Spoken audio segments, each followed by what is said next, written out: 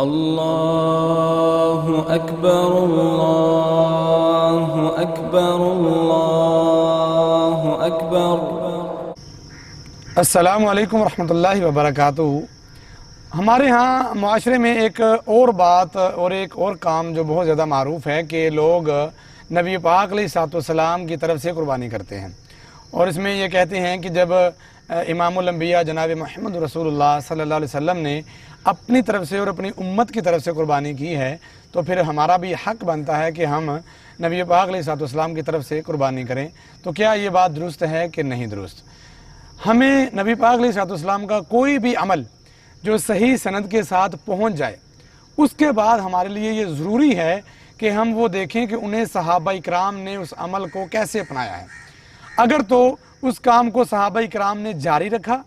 اور صحابہ اکرام نے اسی کے مطابق عمل کرتے رہے تو یہ اس بات کی دلیل ہوتی ہے کہ آپ علیہ الصلوۃ والسلام نے وہ پوری امت کے لیے کام کیا ہے اور پوری امت اس پہ عمل کرے گی۔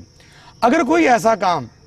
جو نبی پاک علیہ الصلوۃ والسلام نے تو کیا ہو لیکن صحابہ نے بعد میں اس پہ مواظبت نہ کی ہو، اسے ریگولر نہ اپنایا ہو، تو وہ نبی پاک علیہ الصلوۃ والسلام کا خاصہ کہلایا جاتا ہے۔ تو اسی طرح سے نبی پاک علیہ الصلوۃ والسلام نے اگرچہ ہماری طرف سے قربانی کی ہے، پوری امت کی طرف سے قربانی کی ہے، لیکن صحابہ میں سے حضرت ابوبکر ہیں، عمر ہیں، علی ہیں، عثمان ہیں، حضرت علی کے حوالے سے جو آتی ہے بات وہ صحیح نہیں ہے۔ تو کسی بھی صحابی نے جو ہم سے زیادہ آپ علیہ الصلوۃ والسلام کے قریب تھے، ہم سے زیادہ آپ سے محبت کرنے والے تھے، ہم سے زیادہ آپ علیہ الصلوۃ والسلام پہ مر مٹنے والے تھے، انہوں نے کسی نے بھی نبی پاک علیہ الصلوۃ والسلام کی طرف سے قربانی نہیں کی۔ تو جو عمل صحابہ اکرام سے ہمیں نہ ملے، نبی پاک علیہ الصلوۃ والسلام کی سیرت کے بعد سے صحابہ اکرام نے نہ اپنایا ہو، وہ ہمیں نہیں کرنا چاہیے، بلکہ ہمیں وہی کام کرنا چاہیے جو قرآن اور حدیث اور جس کے اوپر صحابہ اکرام نے عمل کیا ہو، صحابہ نے اپنایا ہو۔ نبی پاک علیہ الصلوۃ والسلام کی طرف سے جو لوگ قربانی کرتے ہیں انہیں چاہیے